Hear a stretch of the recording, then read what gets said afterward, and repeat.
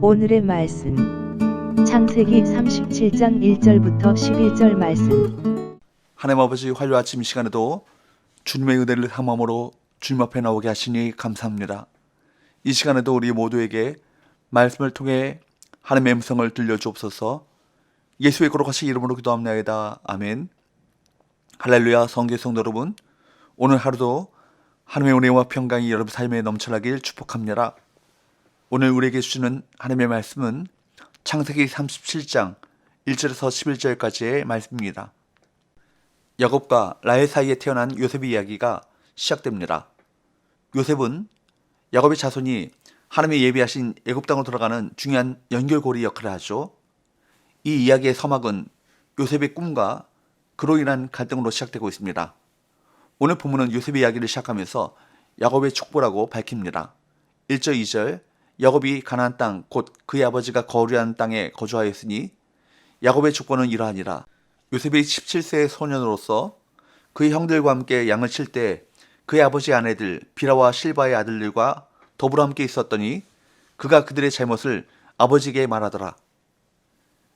야곱의 족보라고 시작하는 이야기가 요셉의 이야기로 이어지는 것을 볼 때 이는 야곱에 대한 하나님의 언약이 결국 요셉이라고 하는 인물을 통해 성취될 것을 기대하게 만듭니다.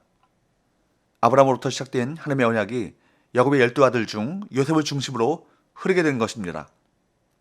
그리고 마침내 그 신실하신 하나님의 언약은 예수 그리스도를 통해 오늘날 우리에게까지 이어졌습니다.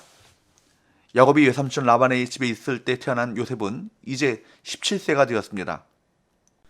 요셉이 태어났을 때가 야곱이 라반의 집에서 두 번째 7년을 마무리했을 때이므로 지금 때는 야곱이 라반을 떠난 지 10년이 된 시점입니다. 요셉은 형들과 함께 양을 치고 있는데 26절에서 그의 아버지 아내들 비라와 실바의 아들들이라는 이 표현을 보면 요종이었던 비라와 실바의 아들들은 동등한 아들들로 여겨지지 않은 듯합니다. 게다가 3절을 보면 야곱은 요셉에게 채색옷을 입혀 요셉을 편애하고 있음을 숨기지 않았습니다.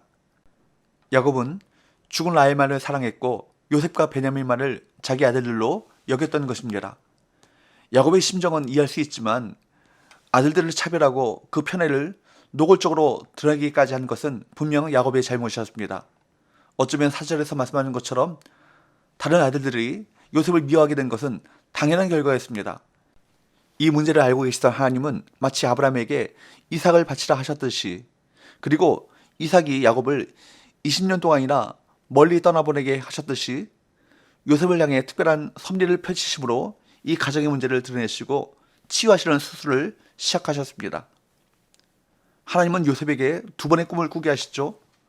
성경에서 2라는 것은 증인, 증거, 확실함을 상징하는 숫자이기 때문에 비슷한 메시지를 가진 꿈을 두 번 꾼다는 것은 그 일이 분명히 실현될 것을 나타내고 있습니다.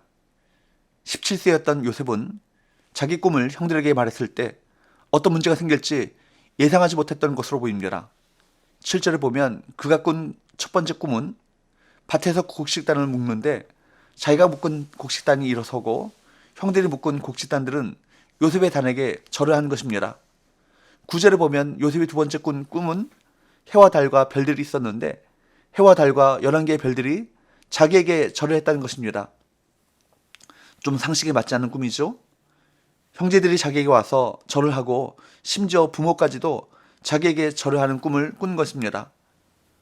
그런데 중요한 것은 이 꿈이 하나님께서 요셉에게 주신 꿈이라는 것입니다. 하나님의 주신 꿈은 이렇게 크고 위대합니다. 결국 13년 후에 이 꿈이 현실이 되었습니다. 평생 요셉은 이 꿈을 간직했습니다.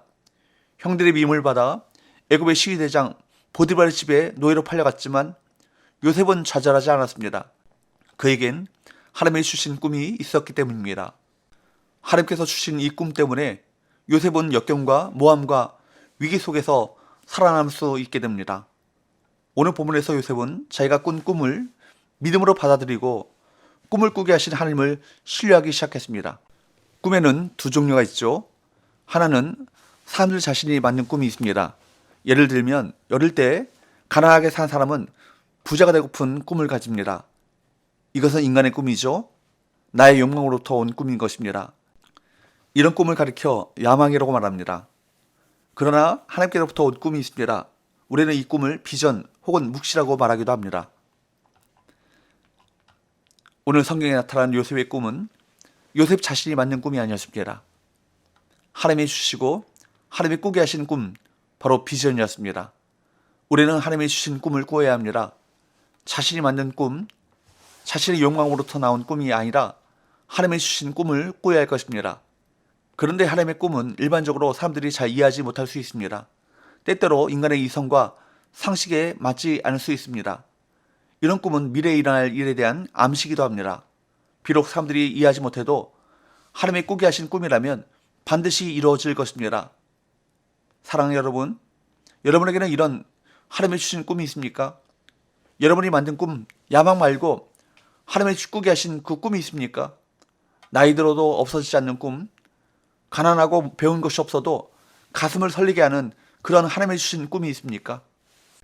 하나님은 이 꿈을 하나님 혼자서도 얼마든지 이루실 수 있습니다. 하지만 하나님의 나라의 백성으로서 부르신 우리와 함께 이루시기로 작정하셨습니다. 따라서 우리는 개인의 꿈을 이루기 위해 살아가는 자가 아닙니다. 온 인류를 구원하시고자 하시는 하나님의 영광스러운 꿈을 위해 살아가는 자인 것입니다. 우리가 어떻게 감히 하나님과 동일한 꿈을 꾸며 이 영광스러운 사명을 함께 감당할 수 있게 되었을까요? 하나님의 큰 은혜이며 복인 것입니다. 우리는 하나님과 함께 이 꿈을 이뤄가는 가장 복된 자들인 것입니다. 사랑하는 여러분, 우리 스스로 꾸는 꿈은 결국 헛되며 절망뿐인 것입니다. 예수 그리스도 안에서 온 인류를 향해 하나님이 주시는 꿈과 비전을 따라 살 때 희망이 있는 것입니다. 저는 우리 서원교회 성도들이 하나님이 주시는 꿈과 비전을 가진 사람들이 되길 바랍니다. 내 생각, 내 꿈, 내 계획이 많은 사람은 하나님의 꿈을 꾸기 어렵습니다. 우리는 인간적인 꿈 말고 진정한 하나님의 꿈을 꾸고 하나님의 주신 비전을 가지고 요셉처럼 세상을 살리는 하나님의 사람들이 될 수 있기를 주님으로 축복합니다. 기도합시다.